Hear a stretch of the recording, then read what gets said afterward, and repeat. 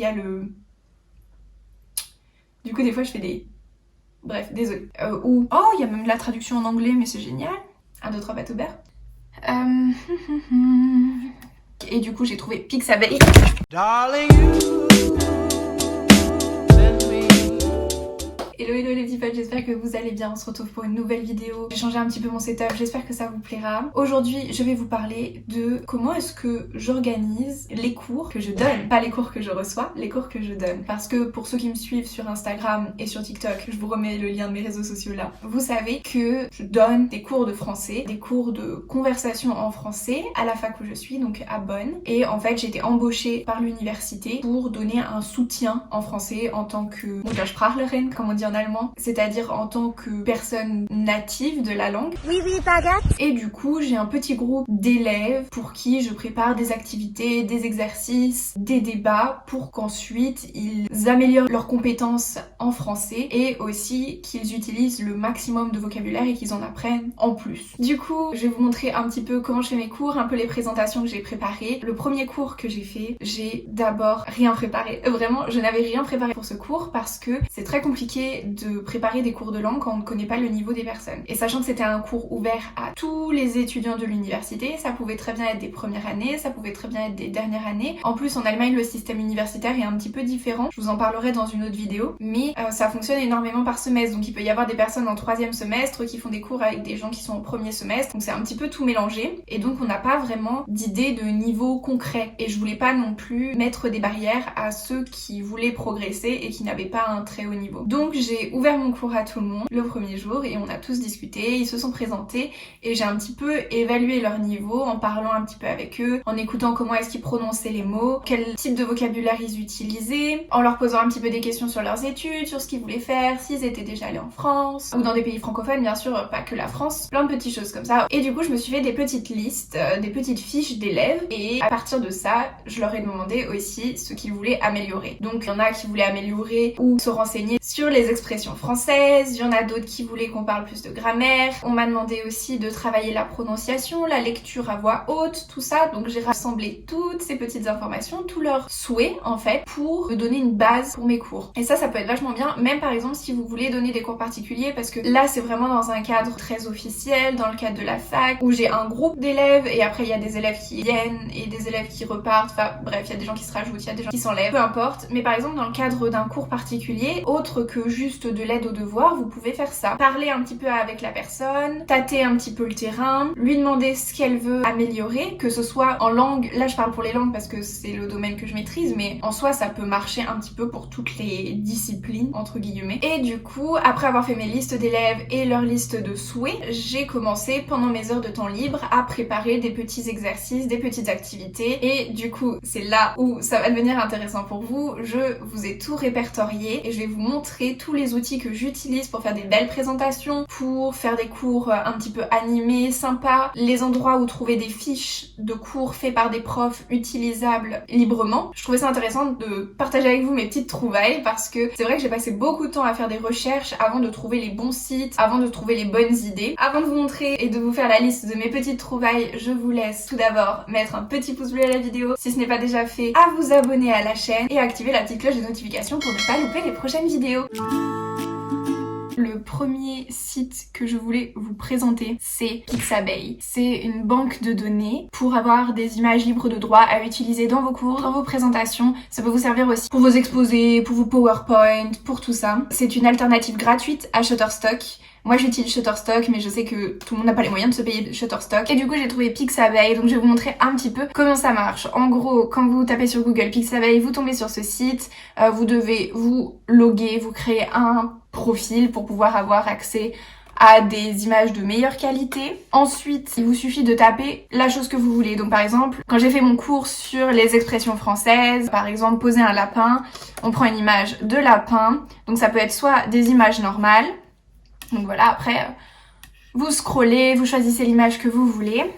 Soit ça peut être des images vectorielles, donc des PNG en gros. Soit ça peut être aussi des illustrations si vous voulez vraiment que des dessins. Donc voilà, après là vous avez des petits dessins, vous en faites ce que vous voulez. Ça peut être bien aussi pour les gens qui utilisent beaucoup Photoshop et qui ont besoin d'une banque de données. Et vous avez aussi après des vidéos, donc là c'est pas ultra utile dans le cas de mes cours, mais par exemple pour les gens qui font des vidéos sur YouTube, vous avez aussi une petite banque de vidéos. Pour enregistrer quelque chose, c'est tout simple, vous choisissez l'image que vous voulez, ensuite vous allez sur télécharger gratuitement et là vous choisissez simplement la résolution que vous voulez. Les résolutions les plus basses, elles sont téléchargeables même si vous n'avez pas de compte, et par contre les hautes résolutions, il faut les télécharger en vous créant un compte. C'est vraiment très pratique. Vraiment, j'adore ce système en fait de banque de données d'images sans droit. Ça évite d'aller sur Google Images, de chercher des images qui sont pas forcément de très bonne qualité, de devoir après faire je sais pas combien de diapositives dans votre diaporama pour citer les sources, les crédits des photographes. C'est une très bonne alternative gratuite à Shutterstock. Des petits sites bien pratiques pour donner des exemples de cours, des petites idées d'activités à faire avec les élèves et carrément des fiches de cours. Il y a des cours aussi qui sont tout prêts, juste à être utilisés, déjà signés, copyrightés, juste à dire bien sûr que le cours n'a pas été fait par vous à vos élèves. Après vous vous lancez dans l'activité. Donc dans mon top des sites proposant des cours, des idées de cours, nous avons en première position le cours de TV5 Monde. Donc il y a 962 fiches pédagogiques pour enseigner le français langue étrangère, donc le FLE, en l'occurrence c'est ce qui me concerne moi. Donc on choisit son petit thème, il y a plein de thèmes selon ce que vous voulez aborder, selon ce que vos élèves veulent savoir. Par exemple, prenons la littérature et la culture parce que je suis quand même dans un cursus assez littéraire. Littérature classique, on nous dit qu'il y a 15 fiches pédagogiques, donc on choisit. Il y a aussi les niveaux qui sont notés, donc A2, B1, B2, donc en fonction de vos élèves et en fonction des miens, je choisis quelque chose à leur niveau. Donc par exemple, je prends boule de suie de Maupassant. Et là, il y a un petit descriptif du coup de quoi ça parle, les liens intégrés, les points importants qu'on peut aborder grâce à ce texte, donc la culture, lire, littérature, parler résumé, vocabulaire des aliments, vocabulaire des sensations et écrire le récit. Et c'est là que c'est intéressant, vous pouvez télécharger l'œuvre, télécharger les fiches de matériel, les fiches d'apprenant, donc si vous êtes un élève, téléchargez une fiche d'élève et la fiche enseignant si vous êtes enseignant. Du coup, tout est mis à disposition, c'est vraiment très pratique. C'est un super bon site, les choses sont très bien faites, très quali. Ensuite, j'ai trouvé aussi un petit site plutôt sympathique. Ça a l'air d'être plus un blog, mais il y a des très bonnes idées d'activités. Donc c'est FLE. Dans la partie idées pour la classe, vous trouverez des supports, des idées en vrac, et pour les étudiants, vous trouverez des exercices et des activités à faire pour vous entraîner. Donc moi, c'est la partie enseignant qui m'intéresse.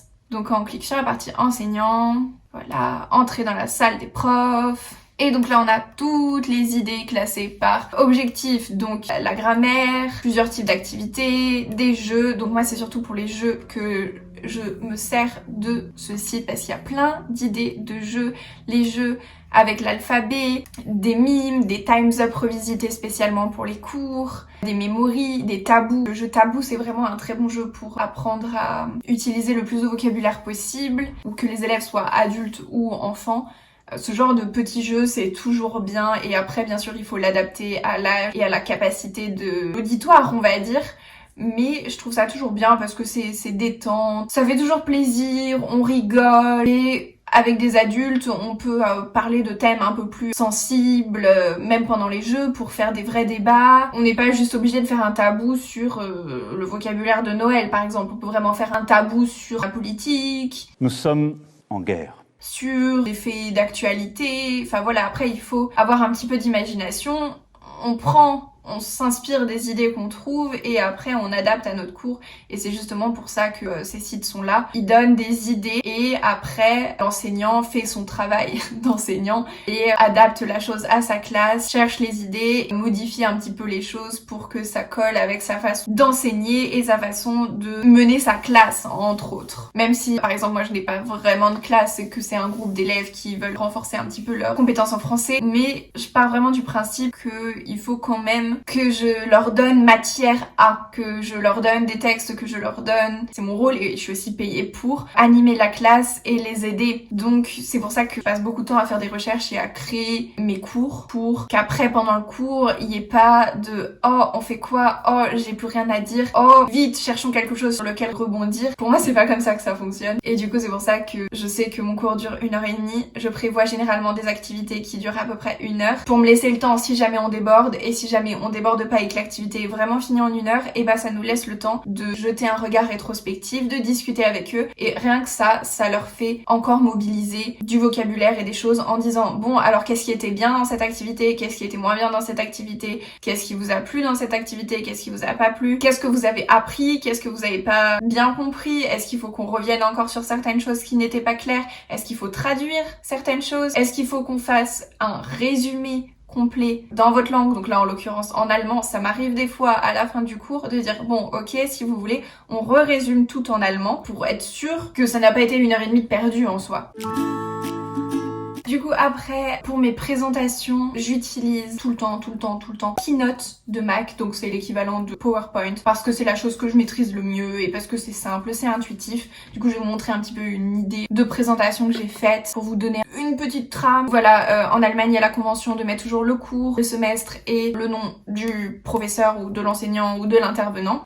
J'ai fait un cours sur les différences culturelles cette fois entre la France et l'Allemagne, et donc après j'ai fait mes petites diapositives sur les différences à la maison. Et là j'ai pris mes images sur Shutterstock, le petit déjeuner, les repas de famille, boire l'eau du robinet, enfin bref, toutes les petites différences culturelles entre la France et l'Allemagne. Et donc j'ai fait une jolie présentation qu'après j'envoie à mes élèves à la fin du cours. Pas avant le cours. Avant le cours, je leur envoie un mail en leur disant de quoi on va parler. Et après le cours, je leur envoie le résumé du cours, les documents que j'ai utilisés pendant le cours. Donc par exemple, les présentations si je fais une présentation, le lien d'une vidéo si on regarde une vidéo, les paroles d'une chanson si on a étudié une chanson. J'ai fait une autre présentation par exemple sur les expressions idiomatiques. Donc pareil, le titre, l'intitulé du cours. Et après, là j'ai fait aussi avec des photos sur Shutterstock l'expression idiomatique allemande qui va avec et la traduction française ou l'explication française de l'expression idiomatique. Et après pareil je leur ai envoyé le diapo. À la fin du cours certains m'avaient dit oui alors j'aimerais bien qu'on rajoute telle ou telle expression, donc j'ai repris un petit peu mon diapo avant de leur envoyer.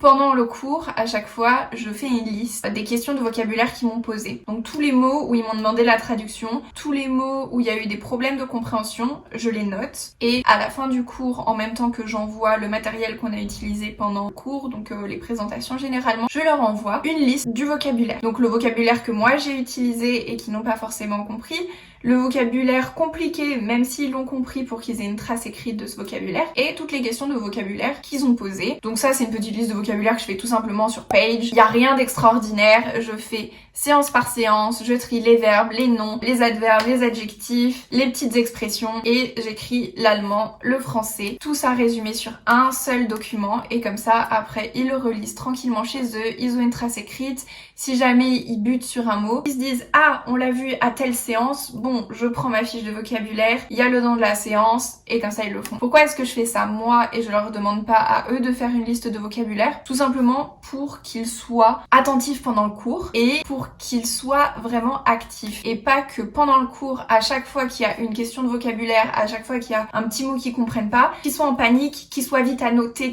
la traduction, et après que du coup ils décrochent parce que nous on a avancé. Parce que moi quand je donne la traduction, je vais pas leur épeler le mot, je vais pas leur dire le genre, je vais pas leur dire si c'est un verbe premier groupe, deuxième groupe, troisième groupe. Non, le but du cours de conversation c'est que ça aille vite et qu'on discute. Donc si à chaque fois qu'il y a un mot qu'ils comprennent pas, je suis obligée de répéter 4 fois le mot, de l'épeler, de donner le genre, si c'est un verbe, de dire comment est-ce qu'il se conjugue, on perd énormément de temps. Et pour moi, ça n'a pas de sens de s'attarder sur ce genre de choses alors que le but c'est de parler le plus possible. Donc, je note, je leur donne la traduction bien sûr, mais je vais pas la répéter 10 fois. Je réponds et je leur dis ne vous inquiétez pas, ce sera noté dans la liste de vocabulaire. Et comme ça, ils ont pas de pression, on passe à la chose suivante et on s'attarde pas sur ça parce que le problème c'est que si on bute à chaque mot de vocabulaire qui n'est pas compris, à certaines séances, on peut passer plus de temps à traduire que à faire les activités et à parler. Et là ça n'a aucun sens parce que du coup on passe plus de temps à parler allemand qu'à parler français. Et donc c'est 1h30 de perdu, entre guillemets. On n'a pas tant travaillé que ça et on n'a pas vraiment avancé. Donc pour moi vraiment l'essentiel c'est qu'ils soient libres, qu'ils aient pas de pression, qu'on discute et après le travail c'est à moi de le faire et c'est moi qui le fais. Ce qui rend les choses un petit peu plus difficiles en cette période, c'est que ce genre de cours où le but est de parler et où l'interaction est censée être au centre de la séance, eh bien quand on fait des cours via Zoom, c'est vrai que c'est un petit peu plus compliqué d'accrocher les gens, de les tenir, de les interroger. Des fois en plus la connexion saute un petit peu chez les uns chez les autres, donc on n'entend pas tout. Et c'est vrai que ça rajoute une petite difficulté. Mais honnêtement, je trouve que c'est pas si pire. Il faut redoubler d'ingéniosité, il faut vraiment tenir les gens. Moi je fais une liste et j'interroge une personne, et après je recommence la liste, une personne pour que tout le monde soit forcé à participer un petit peu. Le but étant de parler après, si la personne dit quelque chose qui n'est pas juste, c'est pas grave, hein, on corrige et on passe à autre chose. Et si la personne ne sait pas, ou si la personne ne sait vraiment pas comment le dire en français, c'est pas grave, on prend le temps, on le dit une fois en allemand, après on essaye de traduire ensemble. Si la personne arrive à traduire toute seule, c'est génial. Si jamais ça bloque un petit peu, je suis là pour aider. Et vraiment, on avance au rythme de chacun. C'est vrai que j'ai un groupe assez hétérogène et du coup, il y a des personnes qui assimilent les choses beaucoup plus vite et des personnes qui ont beaucoup plus de vocabulaire que d'autres. Et du coup, c'est vrai qu'à certains moments, c'est un petit peu compliqué de joindre les deux bouts parce qu'il y en a qui partent très loin d'un coup et il y en a, on sent qu'ils sont un petit peu perdus quoi. Du coup, je fais souvent très attention aussi aux mimiques, aux gestes des personnes pour savoir qui a compris, qui a pas compris, qui a besoin d'être sauvé. Et c'est vrai que c'est aussi un vrai travail, un vrai jeu, un vrai challenge de réussir à tenir tout le monde et de réussir à ce que tout le monde à la fin de l'heure et demie ait appris quelque chose et retenu quelque chose parce que il faut pas que les gens qui sont plus forts s'ennuient, mais il faut pas non plus que les gens qui ont plus de difficultés se sentent largués, se sentent abandonnés. Donc c'est vrai que c'est pas toujours facile, mais c'est vraiment quelque chose que j'ai adoré faire et que j'adore faire parce que j'ai pas encore fini mon contrat. Mais depuis la rentrée scolaire, je fais ça et c'est vraiment incroyable. Du coup, j'espère que cette petite vidéo sur ma vie vous a plu. Je sais qu'il y a pas mal de personnes qui me demandent souvent comment se passent mes cours et à chaque fois je dis que j'allais en faire une vidéo. Donc voilà la vidéo. Pour les personnes qui donnent des cours particuliers, j'espère que ce petit tips pourront vous aider. Pour les personnes qui font des études pour être enseignants, voilà, peut-être que ça vous aidera aussi. Je suis pas du tout dans un cursus pour être enseignante, mais c'est vrai que quand on m'a proposé de prendre en main ce petit cours, je me suis dit que c'était génial. Et puis le fait que ce soit des étudiants et qu'il y en ait qui ont à peu près mon âge, qu'il y en ait des un petit peu plus vieux, il n'y a pas cette sensation vraiment prof et d'élève. Il y a une petite hiérarchie parce que il faut quand même que je dirige la chose, mais en même temps on rigole, des fois on dérive et on parle un petit peu de tout et de n'importe quoi et c'est vraiment ce que j'aime dans ce petit cours du coup que je donne. Du coup voilà, j'espère que ça vous a plu. Si ça vous a plu, laissez un petit pouce en l'air, abonnez-vous à la chaîne si c'est pas fait, activez la petite cloche pour pas louper les prochaines vidéos, mettez un petit commentaire sympatoche pour me soutenir. Je vous remets encore mes réseaux sociaux juste ici au cas où vous ne les suiviez pas et je vous laisse, on se retrouve très vite pour une nouvelle vidéo. Gros bisous, ciao. Darling, you